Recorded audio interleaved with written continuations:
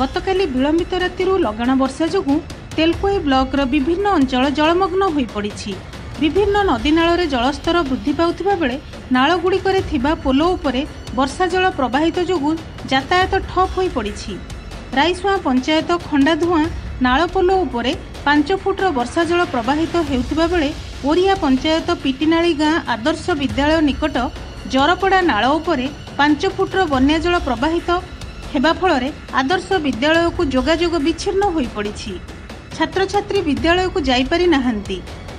सेपटे करदांगी घुरुडिया नाल उपरे 6 फुट्र बन्या जल प्रवाहित जोगु करदांगी पंचायत को जोगाजोग विच्छिन्न हो पड़ी। खंडाधुआ नाल पोल उपरे 5 फुट उच्चर बन्या जल प्रवाहित हेबा जोगु तेलकोई ब्लॉक रु कंकड़ाहाड़ ब्लॉक को मध्य जोगाजोग विच्छिन्न हो पड़िथिबा बेले राईसुआ पंचायत विभिन्न गाँ पंचायत विच्छिन्न हो पड़ी। ब्यूरो रिपोर्ट, खबर केन्दुझर।